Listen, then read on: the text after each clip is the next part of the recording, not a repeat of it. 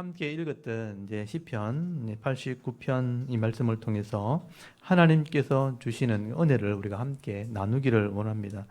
여러분 시편 89편의 거기 시제를 또 보시면 에스라인 에단의 마스길이라고 기록되어 있죠. 마스길이란 말은 이제 하도 많이 들어서 이제 아시겠죠?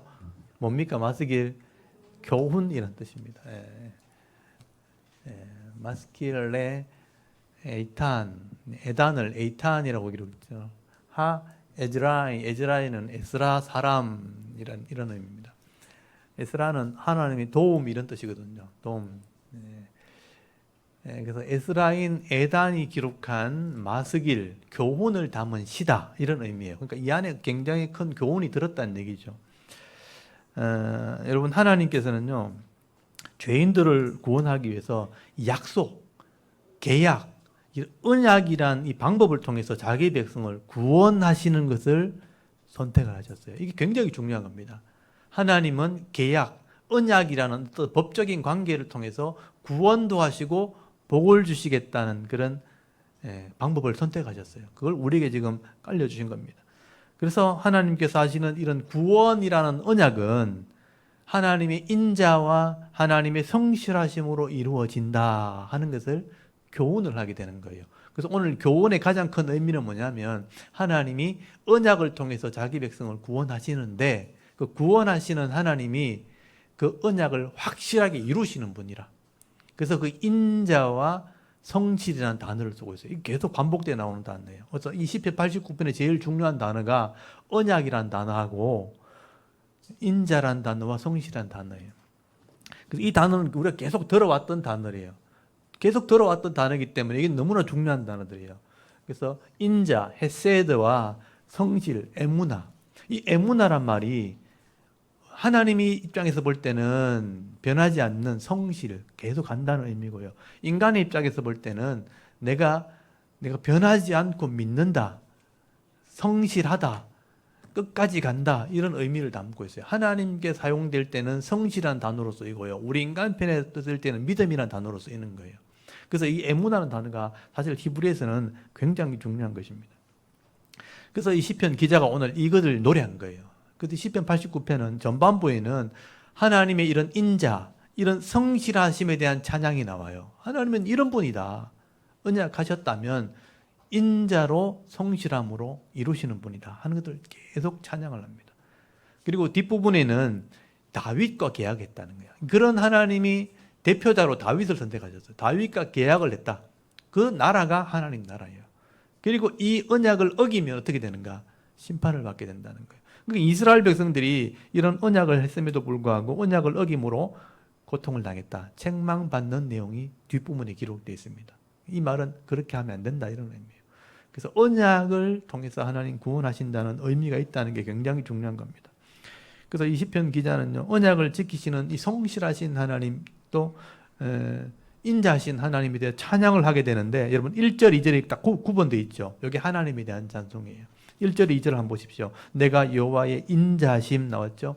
인자하심을 영원히 노래하며 주의 성실하심 나왔죠. 성실하심을 내 입으로 대대 알게 하리라.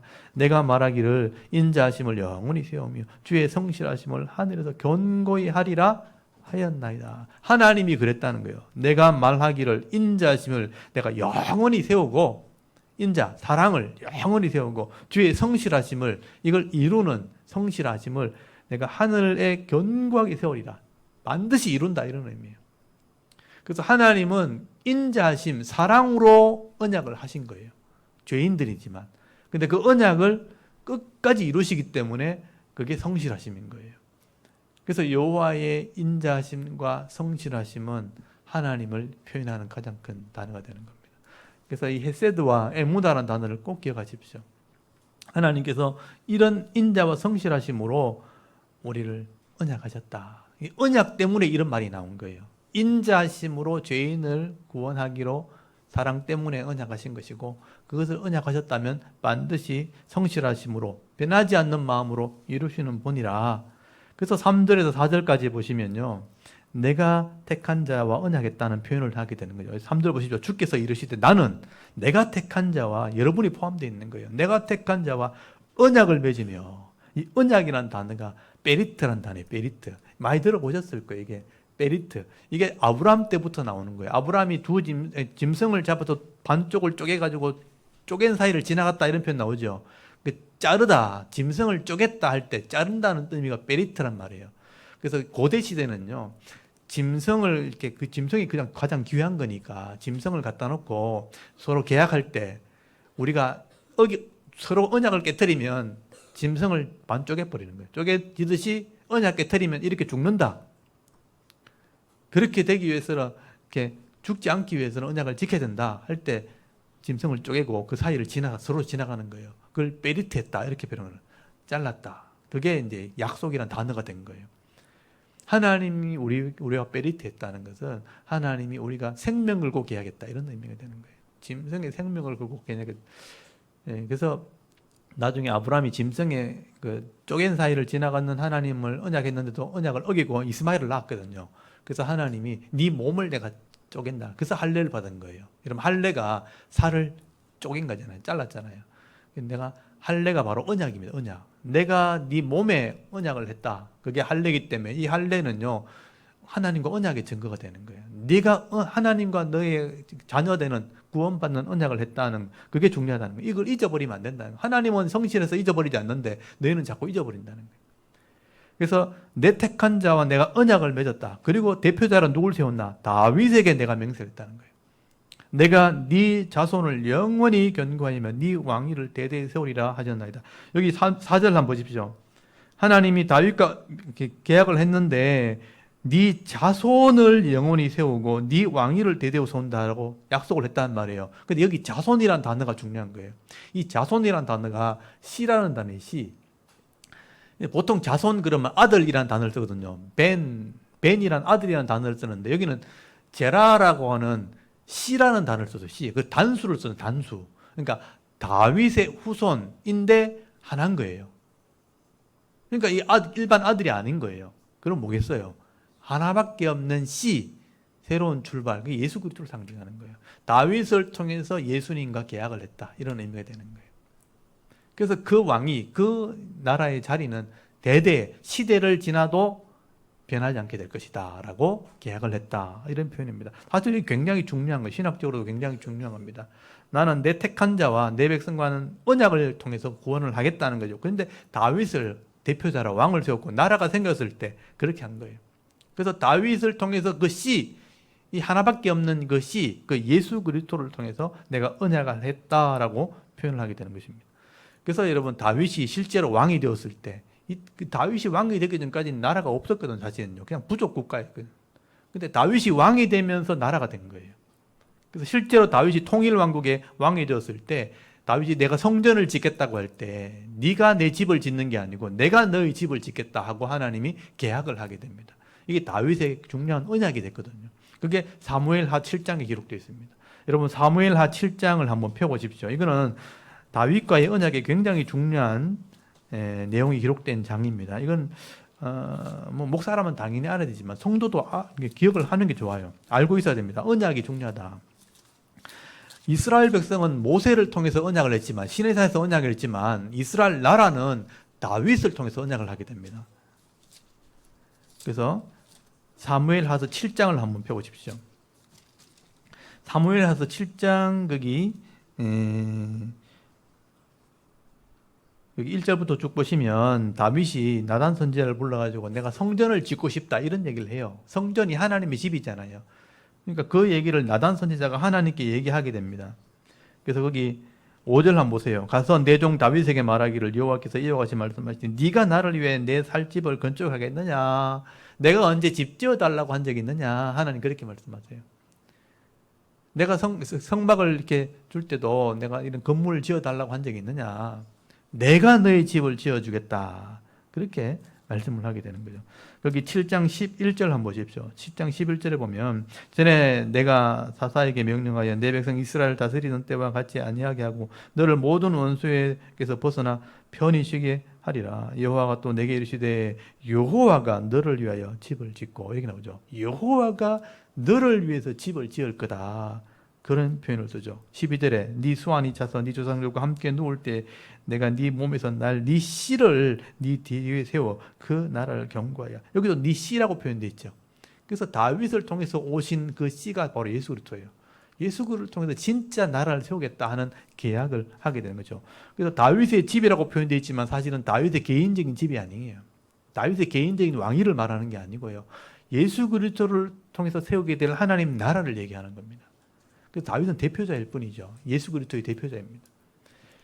그래서 내가 너를 통해, 다윗을 통해 이 땅에 하나님의 나라를 견고하게 할 것이다. 그렇게 표현을 하고 있는 것입니다. 여러분, 하나님께서 세우시겠다고 하는 이 다윗의 집은 하나님의 나라라는 것을 여기 써놓으셔야 돼요. 이게 하나님의 나라를 내가 너를 통해 세우겠다. 너희 후손, 씨를 통해 올 예수 그리스도를 통해 이루어지게 될 하나님 나라, 신약의 교회를 말하는 게 사실은요. 이 교회를 다윗 때부터 세울 것을 하나님 계약을 하신 것이고 계획을 하신 것입니다. 다시 말해서 이 교회를 통해 모든 죄인을 구원할 계획을 세운 것. 이게 바로 하나님 계획이에요.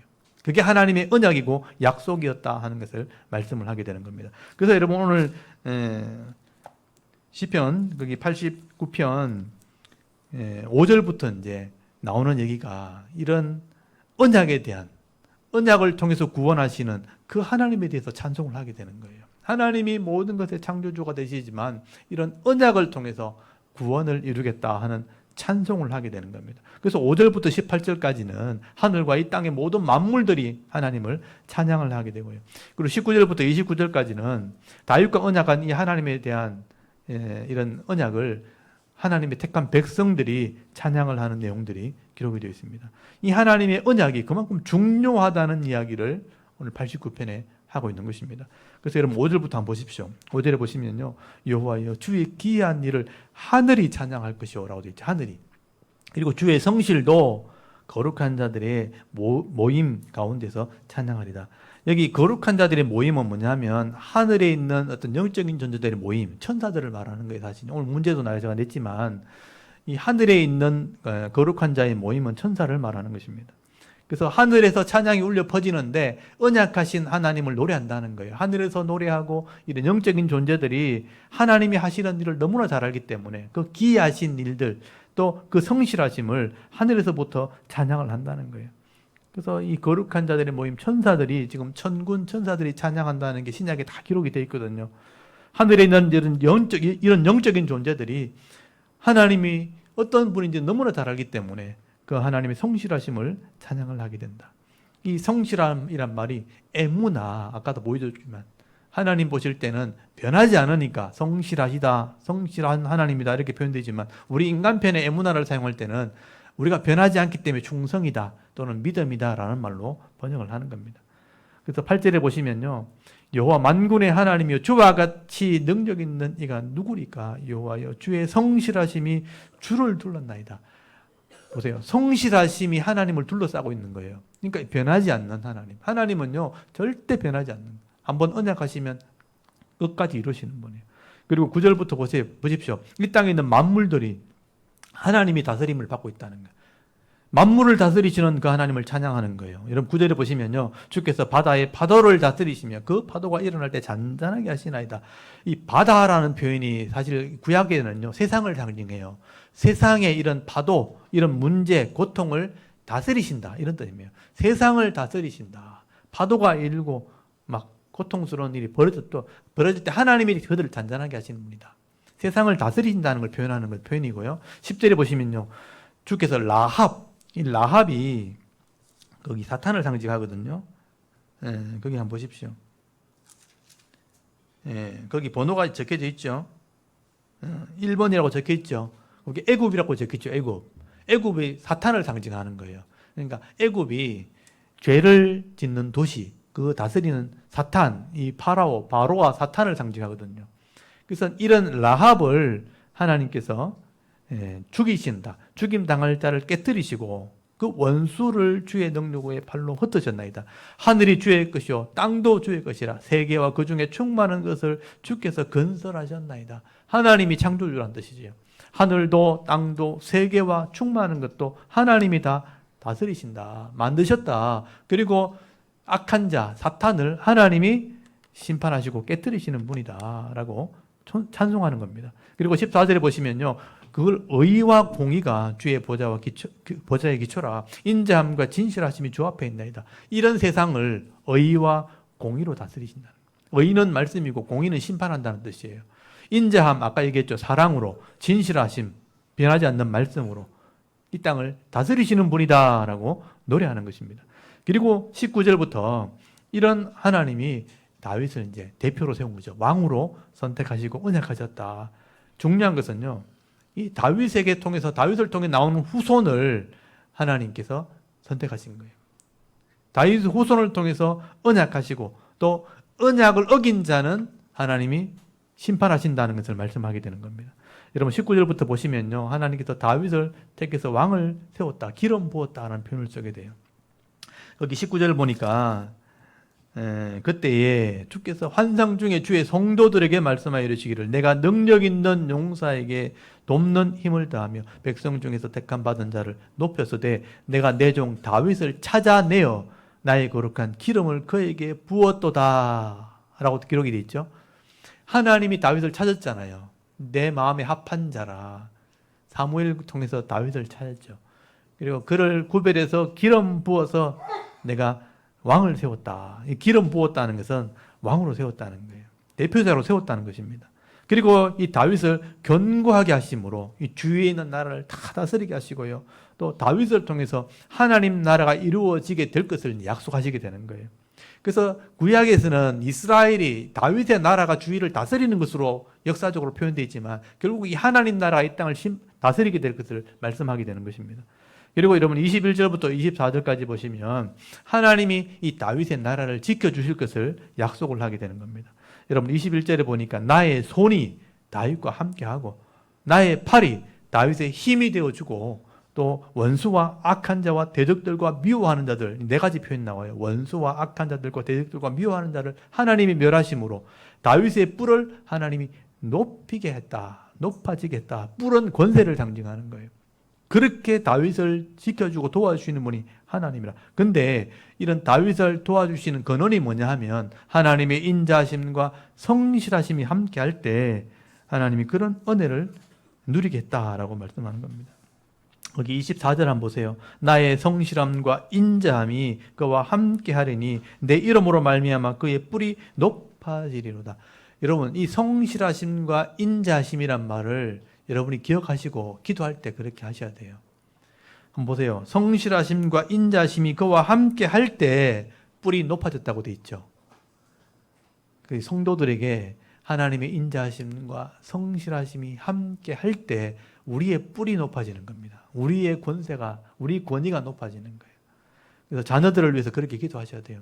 우리 자녀들에게 하나님의 인자하심과 하나님의 성실하심이 함께 하기를 원합니다.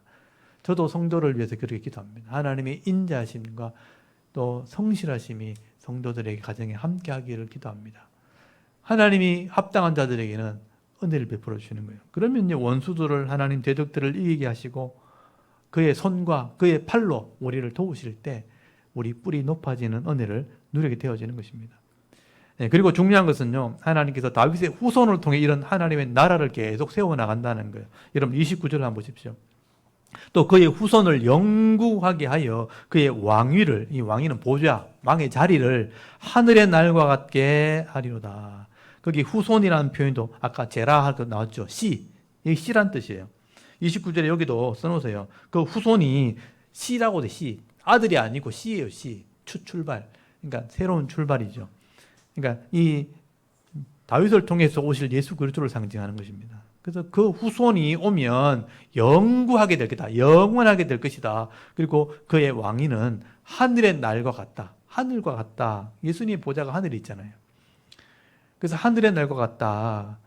예수 그리스도의 나라를 이야기하는 것입니다. 그러므로 이 다윗의 후손으로는 이 예수 그리스도를 통해서 하나님의 나라가 이 땅에 이루어지게 될 것을 지금 노래하고 있는 거예요. 구약 시대에 이 시편의 기자가 그렇게 노래하는 것입니다.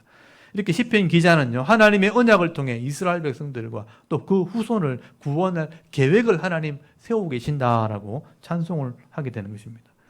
그러므로 여러분, 누구든지 이 하나님의 구원 계획을 이 말씀을 통해서 알게 된다면 그게 지혜로운 겁니다. 이 말씀을 통해서 깨닫고 하나님과 내가 직접 인격으로 언약을 맺는다면 하나님 백성 되는 거예요. 그게 법적인 관계예요. 그래서 이건 내가 막연하게 그렇게 하는 게 아니고 이 말씀을 전체를 읽으면서 하나님이 계약하자고 메시지를 주셨기 때문에 하나님 제가 계약하겠습니다.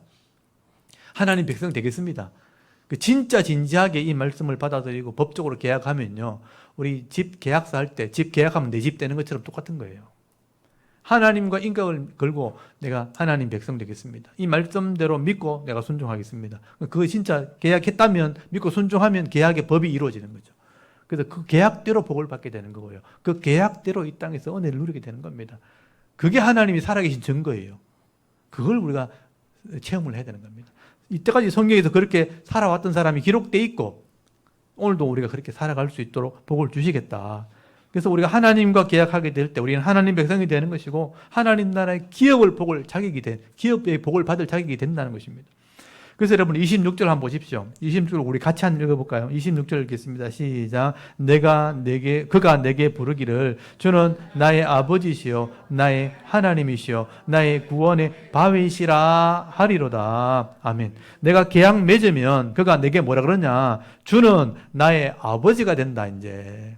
그리고 나의 하나님이시다. 그리고 나의 구원의 바위, 변하지 않는 분이 된다라고 고백하게 된다는 거예요. 여기 아버지라는 표현은 뭐냐면 상속자를 얘기하는 거예요. 그러니까 자녀와 아버지의 관계는 뭐냐면 상속자예요. 이 유대인의 관습이에요. 그래서 하나님 아버지라고 부르는 것은 하늘의 상속자다 이런 의미예요. 죽으면 바로 상속받는 거예요. 하늘로 가는 거예요.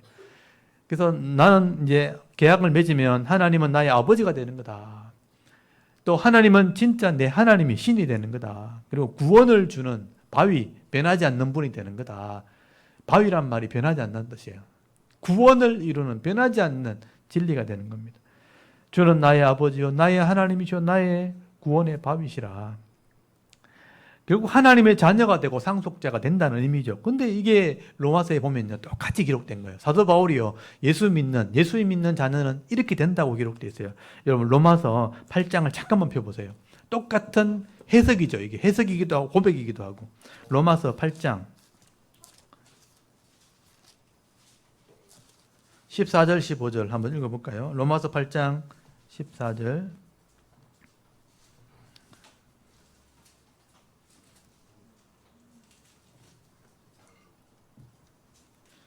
로마서 8장 14절 15절 한번 읽어볼까요? 시작. 무릇 하나님의 영으로 인도함을 받는 사람은 곧 하나님의 아들이라. 너희는 다시 무수하는 종의 영을 받지 아니하고 양자의 영을 받았으므로 우리가 아빠 아버지라고 부르짖느니라. 아멘. 바울이 똑같은 말을 했죠. 아빠 아버지라. 하나님과 계약하면 예수님을 통해서 언약하면 성령이 내게 오셔서 죄를 사해 주기 때문에. 그래서 8장 1절에 보면 그러므로 이제 그리스도 예수 안에 있는 자는 결코 죄가 없다. 이는 그리스도 예수 안에 있는 생명의 성령의 법이 죄와 사망의 법에서 너를 해방했다. 죄를 잘라냈기 때문에 너는 이제 하나님 자녀가 되는 거다. 그렇다면 6절에 육신의 생각은 사망이고 영의 생각은 생명과 평안이라. 하나님의 법대로 살면 하나님의 복이 평안이 임하게 되는 거죠. 그래서 하나님의 상속자가 되니까 성령으로 인도함 받는 자는 양자의 영을 받았기 때문에 아빠라고 부를 수 있는 거다. 그래서 하나님 아버지라고 부르잖아요. 우리 기도할 때 하나님 아버지 그러죠. 그게 상속권을 상징하는 고백이에요. 나는 하나님의 상속자입니다. 이런 의미예요. 그러니까 아버지라고 부르는 겁니다. 그래서 이 시편 기자가 우리의 아버지가 하나님이 되시는 것처럼 사도 바울이 똑같은 해석을 하고 있는 겁니다. 그걸 우리가 믿는 거예요. 구약의 해석이나 신약의 해석이 똑같은 것입니다. 그런데 여러분 이 당시 이스라엘 백성들은요 이런 하나님과의 언약했음에도 불구하고 이런 언약을 버린 거예요. 그게 문제가 된 겁니다. 가나안 땅에 들어갔을 때 잘 살게 되었을 때 다음 세대가 문제인 거죠. 그 시대 사람들 처음 들어간 사람들 알았는데 다음 세대가 되니까 잘 사는 상태에서 태어난 거예요. 그러니까 하나님을 모르는 겁니다. 그 말씀을 안 가르쳐 버리니까 세상에 좋은 걸 그냥 따라가 버리니까 우상이나 엄난의 그걸 따라가는 거죠. 그러니까 하나님을 잊어버리게 되어버리고 언약을 잊어버리게 되어지고 하나님 말씀에 순종하지 않는 자가 되어버리니까 하나님께서 이런 사람들을 깨닫게 하려고 징계를 할 수밖에 없었다 하고 표현하거든요. 버릴 수는 없잖아요. 하나님이 말씀에 있는 대로 징계를 내리시는 거죠. 여러분, 하나님 말씀을 알아야 하나님 마음도 알고 하나님의 언약도 알고 그 말씀을 순종해야 되는 것도 아는데 이런 말씀을 배우지 못하니까 언약도 모르고 순종하지도 못하게 되니까 세상의 욕심과 죄를 짓는 삶을 살게 되어지는 것입니다. 그래서 하늘의 상속권을 있음에도 불구하고 말씀대로 살지 않으니까 이 땅에서는 죄의 종처럼 살아가게 되는 일들이 벌어지게 되는 것이죠. 이렇게 하나님과 언약했음에도 불구하고 이 말씀을 제대로 깨닫지 못하게 되면요, 그냥 말로만 믿는 게 되는 거예요. 겉으로만 신앙인이 되는 거예요. 그러니까 오늘 기독교인들이 그렇게 변질되고 있는 거예요. 말씀을 제대로 알고 내가 인격을 걸고 언약을 하고 예수 믿어야 되는데 그냥 자녀라고 그냥 교회 와버리고 그냥 친구 따라 교회 와가 그냥 교회 다녀버리고 말씀을 안 배우게 되면 겉모습만 교인인 거예요. 그냥 교회 다니는 사람인 거죠. 실제 삶은 그렇지 않은 거예요. 그러니까 말씀대로 살지 못하게 되니까 여전히 죄 가운데 있고 고통스러운 삶을 살아가는데 성도가 왜 그럴까? 나는 교회 다니는데 왜 그럴까? 이런 생각을 하게 되는 거죠. 그건 잘못된 겁니다. 그래서 그걸 빨리 본인을 돌아보셔야 되는 거죠. 참 이게 힘든 문제죠. 그래서 하나님께서 역사를 통해서 이스라엘이 이렇게 잘못 언약을 하게 될 때, 언약했음에도 불구하고 말씀을 따르지 않게 될 때 이렇게 고통을 당하게 되었다 하는 것을 기록하게 되는 거죠. 그래서 저는 이런 역사의 교훈이 있다고 보는 겁니다. 이스라엘 역사는요, 언약했음에도 불구하고 언약을 잊어버린 사람은 이렇게 된다는 교훈이 있는 거예요. 그래서 이스라엘의 그 고통이 역사가 그걸 말해주고 있는 것입니다. 그래서 오늘 시편 기자도요, 이렇게 이스라엘 백성들이 불신앙하고 미련한 길을 가게 되어질 때에 징계를 받게 되었다 하는 얘기를 하게 되는 거예요. 여러분 30절 한번 보십시오. 30절에 보시면요, 만일 그의 자손이 내 법을 버리고 내 규례, 두 번째 또 나왔죠. 규례대로 행하지 않으며 내 율례, 세 번째죠. 깨뜨리면 내 계명, 네 번째. 이 레위기를 4번을 강조한 거죠. 법을 버리고 규례를 행하지 않고 율례를 깨뜨리고 내 계명을 지키지 않으면 내가 뭘로 때려요? 회초리로 그의 죄를 다스리며 채찍으로 그의 죄악을 멸하리로다. 회초리는 약한 거고 채찍은 더 센 거죠. 처음에는 회초리로 때리다가 안 되면 다음엔 채찍으로 때리는 거죠. 그러나 나의 인자함을 그에게서 다 거두지 아니하며 나의 성실함도 패하지 아니하며 내 언약을 깨뜨리지 아니하고 내 입술에서 낸 것은 변하지 아니하리로다. 근데 하나님은 이걸 버리지 않는 거예요. 하나님은 인자함도 성실하심도 패하지 않고 버리지 않아요. 기다리는 거예요. 언약을 깨뜨리지 않는다는 거예요. 돌아오기를 기다리는 거예요. 이게 하나님 마음이다. 그래서 여기 보면요, 내 법, 내 규례, 내 율례, 내 계명이라고 표현되어 있지만 이게 레위기 24장, 26장에 보면요, 이 표현들이 다 나와요. 레위기를 말하는 거예요. 레위기대로 계약했는데 너희들이 레위기 언약의 말씀을 배우지 않고 믿지 않고 행하지 않게 되니까 죄가 나를 다스리게 돼버리니까 그걸 돌이켜야 되는 거죠. 죄를 가지고 있으면 고통밖에 안 오니까 평안을 누리라고 때리는 겁니다. 그게 회초리이기도 하고 채찍이기도 하는 것이죠. 여러분, 이게 이스라엘의 역사라고 보시면 됩니다. 하나님 말씀을 내가 가지고 있으면서도 이 말씀을 읽지 않고 또 내가 깨닫지 못하게 되어지면 말로만 그냥 교회 다니는 모습이 돼버리는 겁니다. 그냥 겉모습만 하나님 백성처럼 살아가게 되는 것이지 실제 삶은 그렇지 않은 겁니다. 그래서 하나님께서 이런 백성들을 다시 돌이키게 하기 위해서 재앙을 내리시는데 그게 회초리고 채찍이다. 시편 기자가 그렇게 노라는 겁니다. 그런데 채찍을 때려도 안 되면 어떻게 되겠어요? 심판.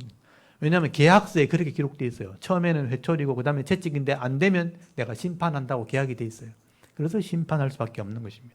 그래서 이거는 뭐냐면요, 하나님의 사랑이기도 하고 하나님의 공이기도 한 거예요. 하나님의 사랑은 구원하고 언약을 하는 것이지만 돌아오지 않으면 하나님이 때릴 수밖에 없는 게 공인 거예요. 그리고 결국 돌아오지 않으면 심판하는 것도 공인 거죠. 왜냐하면 말씀이 이루어져야 되기 때문에. 그래서 하나님은 인자심, 성실하심, 인자심, 사랑으로 일하시지만 공의로 그들을 심판하신다. 그래서 이 하나님의 언약은요, 절대로 변하지 않는 겁니다. 이렇게 하나님이 언약하셨기 때문에 이 하나님 말씀을 깨달아 순종하도록 돌이키는 일을 하나님 하시는 거죠. 여러분 33절 한번 보십시오. 그러나 나의 인자함을 그에게 다 거두지 아니하면 나의 성실함도 패하지 아니하리니 내 언약을 깨뜨리지 아니하고 내 입술에서 낸 것은 변하지 않는다. 하나님 입술에서 나온 것이기 때문에 절대 변하지 않는다. 이 언약은 변하지 않는다. 이게 하나님 마음이기도 한 거죠. 때리고 징계는 하지만 이런 인자함과 성실함을 패하지는 않으시는 분이다. 그러므로 이 하나님의 언약이라는 것은 시대가 변해도요, 그대로 진행이 되는 겁니다. 다윗 시대나 아브라함 시대나 지금이나 똑같이 이루어지는 겁니다. 이 말씀이 변하지 않기 때문에 이 언약은 시대가 변하고 세월이 지나도 다른 나라에서도 그대로 진행이 되는 겁니다. 여러분, 이게 바로 하나님의 구원 방법이라는 겁니다. 이 약속 때문에 결국은 이방인들도 구원받게 된 것이고요. 사실 저와 여러분도 이 약속 때문에 사실은 구원을 받게 된 것입니다. 그런데 여러분, 역사 속에 이스라엘 백성들이요, 이런 미련하게 하나님을 버리고 우상을 섬김으로 심판을 받게 된 것을 기록해 놓은 거예요. 그러니까 제가 볼 때 이스라엘의 이런 고난의 역사는요, 어떻게 보면 심판의 모델이라고 할 수 있는 겁니다. 역사 속에 하나님 말씀을 순종하지 않으면 이렇게 된다는 것을 기록해 놓은 거죠. 그래서 이스라엘 백성을 보면서 너희들이 좀 배우라 하는 것을 말씀을 하게 되는 것입니다. 그래서 여러분 38절부터 이 불순종했던 이스라엘 백성들의 모습들을 기록을 하면서 너희는 절대 이렇게 하지 마라, 이런 메시지가 있는 겁니다. 하나님의 약속은 복도 있지만 재앙도 있다. 여러분 38절 한번 보십시오. 그러나 주께서 주의 기름 부은 자에게 노했다. 그러니까 이스라엘의 다윗 뒤에 있는 왕들을 보고 얘기하는 말이에요. 다윗 뒤에 오는 왕들은 악을 행했거든요. 그래서 노하사 물리치셔서 버리셨으며, 왕들 중에 버린 왕이 있습니다. 북쪽의 이스라엘 왕은 하나님 다 버렸거든요. 주의 종의 언약을 미워하사 그의 관, 시체를 넣는 관, 이게 이 왕의 묘실에 들어가야 되는데 하나님 땅에 던져 욕되게 하셨다. 그리고 그의 모든 울타리를 파괴하시며 그 요새를 무너뜨리셨으며 길로 지나가는 자에게 다 탈취를 당하며 그의 이웃에게 욕을 당하나이다. 이 말은 불순종했던 이스라엘의 왕들이 이런 악을 행할 때 하나님 심판했다는 뜻이에요. 관들을 던져버리고 사람들에게 조롱거리가 되게 하고 부끄러움을 당하겠다. 왜 하나님께서 이렇게 왕들에게 노를 바라시면서 울타리를 파괴하고 탈취를 당하게 하고 이웃에게 욕을 당하게 했는가? 그들이 하나님을 버렸기 때문에, 언약했음에도 불구하고 하나님을 버렸기 때문에, 하나님의 언약을 순종하지 않았기 때문에 결국 말씀대로 재앙이 임하게 되었다는 것을 말씀하게 되는 것입니다. 여러분, 이렇게 재앙이 임하는 것도 사실은 하나님의 언약이에요. 그것도 하나님의 언약의 성취인 것입니다. 그래서 여러분, 시편 기자가 마지막으로 하는 게 뭐냐면요, 기도입니다. 기도. 하나님, 우리를 좀 긍휼히 여겨달라고, 불쌍히 여겨달라고, 이 백성을 구원해달라고. 여러분 50절부터 나오는 게 마지막 시편 기자의 기도입니다. 여호와여, 이름을 부르면서 주의 종이 받는 이 비방을 기억하소서. 많은 민족의 비방이 내 품에 있사오니 여호와여, 이 비방은 주의 원수들이 주의 기름 부은 자 왕들의 행동을 비방한 것이로다. 하나님 비방한 게 아니고 불순종한 왕을 하나님이 이방 사람들이 비방하는 겁니다. 우리를 좀 회복시켜달라. 주의 종들을 회복시켜달라. 하나님의 영광을 회복시켜달라. 그렇게 기도하는 거예요. 그래서 52절 마지막이 뭐냐면요, 여호와를 영원히 찬송할 수밖에 없다는 거예요. 여호와를 영원히 찬양할지어다. 아멘, 아멘이라고 되어 있죠. 그 당시에 왕들은 타락해서 심판을 받고 비방을 받았지만 하나님은 찬송받으시길 바랍니다. 이게 마지막 시편 기자의 기도와 찬송입니다. 마지막 구절이 이거예요. 이거 읽으시면 돼요. 이거 읽는데 이거 읽으시면 돼요. 읽어봅시다. 시작. 바르크 여호와 레 오람 아멘 예 아멘. 예, 이게 히브리어예요. 예, 바락, 이게 이제 사람에게는 축복한다는 말인데 하나님께는 찬송한다는 말로 쓰이는 거예요. 여호와 이름 나왔잖아요. 여호와께 찬송하는데 어떻게 하는가? 오람이 영원히 하나님 찬송하기를 원합니다. 이게 아멘 예 아멘, 맞다 이 말이죠. 이 말은 아멘이라는 말이 에무나, 변하지 않는다는 말이거든요. 이렇게 하나님을 찬송한다는 것은 당연한 것이고 변하지 않는 것이고 마땅한 것이다, 이런 의미예요. 아멘이란 말이 마땅하다, 맞다, 변하지 않는다, 이런 의미예요. 그래서 아멘 예 아멘, 아멘 아멘이 두 번 붙어 있잖아요. 확실하다. 그래서 예수님께서 이렇게 아멘 아멘 에고 이렇게 할 때 내가 진실로 너에게 이르노니, 그렇게 표현할 때 아멘 아멘 에고 이런 표현을 쓰거든요. 그래서 하나님은 영원히 찬송받으실 분이다 라고 시편 기자가 노래를 하고 있는 것입니다.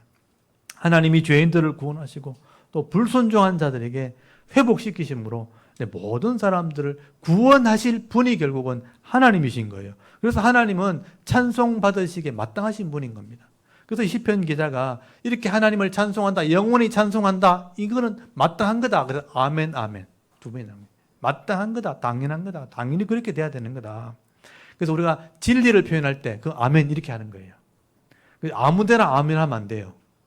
저는 성도들이요, 뭐 교회 다니면 당연히 이렇게 설교하면 당연히 화답하는 것처럼 막 아멘 하는데요. 큰 소리만 치면 아멘 하잖아요. 저는 그걸 정말 싫어하는 거예요. 왜냐하면 이 아멘의 의미를 제가 알기 때문에. 아무 데나 큰 소리 친다고 아멘 하면 안 돼요. 그 진리가 아닐 때 아멘 하면 큰일 나는 겁니다. 그 진리가 아닌 것에 내가 동조하게 되는 거기 때문에. 정말 자세히 들어보고 그 말이 맞을 때만 아멘 해야 되는 거예요. 그게 성도의 대답이어야 되는 거예요. 그래서 하나님이 그걸 받으시는 겁니다. 그래서 제가 이제 부흥사들하고 막 부흥회할 때, 제가 전도사 때 저한테 마이크를 주면서 아멘 아멘 하라는 거예요. 성도들 좀 분위기 띄우라는 거예요. 내보고. 부흥사가 막 큰 소리 치니까 아멘 해야 하는 거예요. 나 아멘 안 했어요. 사람들 앞에서 마이크 딱 들고 아멘 안 했어요. 제가. 그 말은 제가 아멘 할 수 없다고.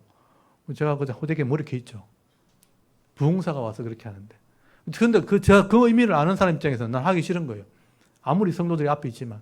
마이크를 저한테 떡 던져주면서 자기 쓰는 무슨 마이크를 주면서 아멘 하라는 거예요. 아멘 못하겠다고. 안 했어요, 제가. 그거 아닐 때는 아멘 하면 안 되는 거예요. 왜냐하면 하나님 말씀이기 때문에. 근데 진리일 때 아멘 하는 거예요. 그 말이 맞을 때는 아멘 해야죠, 당연히. 그 말은 내가 변하지 않겠습니다. 그 말에 내가 변하지 않겠습니다. 끝까지 하겠습니다라는 뜻이거든요. 그러니까 이 여호와를 찬양하라 할 때 내가 아멘 했다는 것은 내가 죽을 때까지 찬양한다는 뜻이에요. 그 마음이 있을 때 아멘 해야 되는 거예요. 근데 찬양할 마음이 없어요. 근데 아멘 하면 안 되는 거예요. 할 마음이 없는데 아멘 했다? 그럼 거짓말한 거죠. 하나님한테. 하나님을 기만한 죄가 되는 거죠. 그래서 저는 성도들이 그냥 분위기 띄우려고 아멘 하는 것은 하나님을 기만한다고 생각하는 거예요. 아니면서 자꾸 아멘 하는 거예요. 그러면 안 되는 겁니다. 그래서 이 말이 진리이기 때문에 아멘 하는 게 맞는 거죠. 여러분, 하나님께서는요, 지금도 이런 옛 언약, 새로운 언약, 구약과 신약을 통해서 죄인들을 구원할 계획을 가지신 분이고 그렇게 언약하기를 원하시는 분이 하나님이에요. 구약에서는 이스라엘 백성을 통해서 언약하셨고 신약에서는 성경 말씀을 통해서 예수를 통해서 언약하셔서 구원받기를 원하시는 것입니다. 그렇기 때문에 우리가 이 언약의 말씀을 자세히 읽어보면요, 진리를 발견할 수 있어요. 이걸 읽고 깨달아서 정말 믿음으로 받아들이고 언약만 하게 된다면, 바른 믿음만 가지게 된다면 그 말씀대로 살게 되어 있습니다. 그게 복이기 때문에 이 땅에 있는 동안 그런 은혜를 누릴 수 있는 성도가 되어지는 것이죠. 여러분, 이게 바로 하나님의 인자심과 성실하심이에요. 하나님의 헤세드와 하나님의 에무나가 되어지는 것입니다. 하나님은 그것을 원하시는 것이죠. 그래서 오늘 시편 89편의 이 시편 기자가 이걸 교훈하려고 이 긴 시를 쓴 거예요. 사실은 89편은요 굉장히 중요하십니다. 모르고 읽으면 진짜 아무것도 모르는데 알면 정말 중요하십니다. 하나님의 언약, 베리트, 그것을 이루신 분이 하나님의 헤세드와 에무나다. 성실하심과 인자심과 성실하십니다. 그 하나님을 우리가 믿는 거잖아요. 그 하나님 믿고 순종할 때 우리가 이 땅에서 샬롬, 평화를 누리게 되는 것입니다. 여러분, 과거에는 이런 이스라엘 백성들처럼 하나님 마음을 깨닫지 못해서 막 이렇게 불순종했던 이런 역사를 보면서 우리는 좀 이런 재앙을 좀 안 받았으면 좋겠다. 그 구약의 의미죠. 우리는 이스라엘 백성들은 이런 고통을 받지 말고 재앙을 받지 말고 이런 채찍을 좀 맞지 말고 이 땅에서 좀 복을 받았으면 좋겠다. 복 좀 받아라. 그렇게 말씀을 하고 있는 것입니다.